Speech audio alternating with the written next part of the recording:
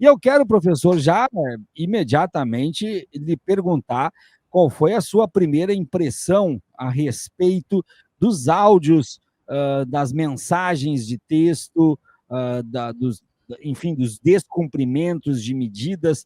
Você acha que a gente pode estar encaminhando para alguma prisão antes mesmo dos julgamentos que já começam dia 2 de setembro, ou isso não vai acontecer? Qual é a sua impressão?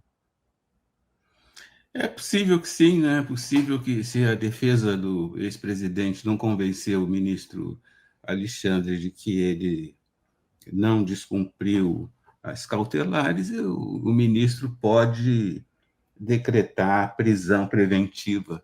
Me parece que tudo isso tem já uma espécie assim de enredo já conhecido, né? Porque não escapou a ninguém a cautela do ministro Alexandre de Moraes na condução desse processo, primeiro tentando fazer apenas uma coisa, depois outra, então há uma espécie de evolução, né? Desde as medidas cautelares, passando pela tornozeleira, prisão domiciliar e, quem sabe, agora uma prisão preventiva antes do julgamento, em que haverá fatalmente a condenação do ex-presidente. Então, isso tudo está mais ou menos previsto. Agora, você sabe que o que chama minha atenção não é exatamente isso, mas é uma coisa assim que a gente precisaria do auxílio, talvez, dos colegas da psicanálise, da psicologia e da psiquiatria para entender duas coisas. Primeiro, a falta de. Eu não gosto de ser ofensivo, mas a falta de inteligência dessas pessoas, né, dos bolsonaristas, especialmente esse filho que está nos Estados Unidos e que falta, sim, uma certa habilidade cognitiva.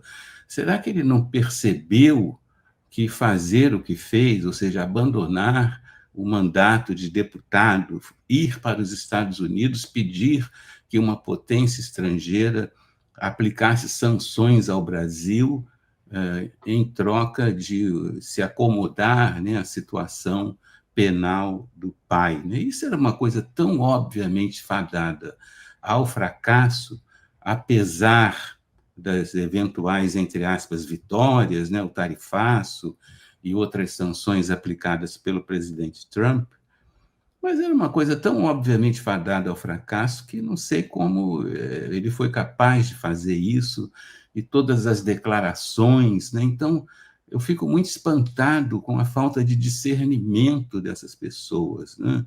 Um deputado federal que, enfim, abandonou seu mandato para fazer isso, não me parece expressão de muita inteligência política.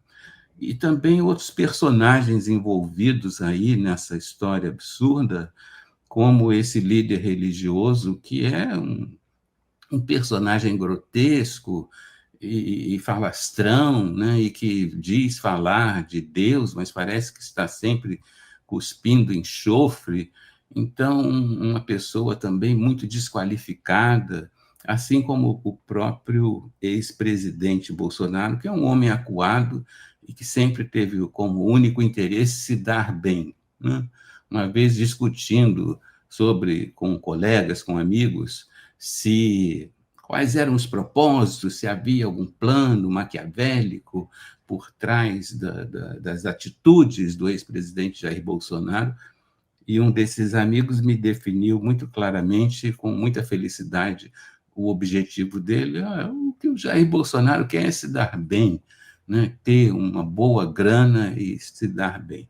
Então, essas pessoas são muito desqualificadas e esse é um conjunto de coisas que me impressiona muito nesses pretendentes à cadeia. Eles elaboram provas exuberantes contra si próprios e acham que nada vai acontecer. Os inquéritos demoram, então talvez isso tenha dado a impressão a eles de que nada aconteceria. Isso por um lado. E a outra coisa que me chama a atenção também é o eleitorado brasileiro. Uhum. Quais seriam as motivações das pessoas que votam nesses personagens tão desqualificados, né? Por isso que eu falei que é necessidade de recurso à psicanálise, porque para entender a trajetória, por exemplo, do filho do presidente nos Estados Unidos, ou esse palavrório que não se sabe bem o que está dizendo o líder religioso, enfim, a atitude acovardada do ex-presidente, seria preciso muita psicanálise, muita, talvez, psiquiatria. Né? Ainda vão recorrer a um líder político como o presidente Donald Trump, que é uma pessoa ciclotímica. Né? Então, provavelmente, daqui a um tempo, ele vai dizer: chega dessa história desse ex-presidente brasileiro. Isso pode acontecer também. E, do outro lado, como eu estava dizendo, o eleitorado brasileiro, eu fico me perguntando, as pessoas que votaram em São Paulo no deputado Eduardo Bolsonaro, o que estarão pensando? Né? Será que vão votar de novo num deputado que abandona o seu mandato para ir para uma potência estrangeira pedir sanções contra os interesses do próprio eleitor de São Paulo, o estado mais importante economicamente, que mais sofre com o tarifaço? Então, esse eleitorado, quais serão as motivações? Por que nós, do campo democrático e da esquerda, não conseguimos compreender quais são as motivações desse eleitorado para dissuadi-lo de continuar votando nessa gentalha? Então, é isso que mais me impressiona, e nem tanto as revelações, que são muito bombásticas aí para vocês da imprensa. Isso deve ser um prato cheio e dá muito trabalho até, mas eu confesso que o que mais me impressiona são essas duas coisas, né? A trajetória suicida dessas pessoas é uma trajetória suicida, né? Porque toda essa ousadia, desde a atividade golpista de 2022, 2023, até esse comportamento atual, essa crise toda gerada por eles, é uma trajetória suicida. Tanto é assim que muitos vão fugindo do país para escapar da justiça. Então, é uma coisa impressionante, meio doentia, né? Há uma certa psicopatia no comportamento dessas pessoas.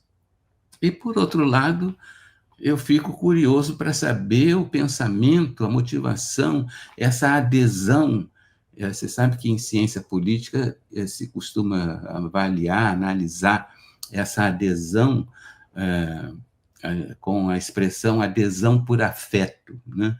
Afeto aí no sentido de que eles vão votar nessas pessoas independentemente do que elas façam, né?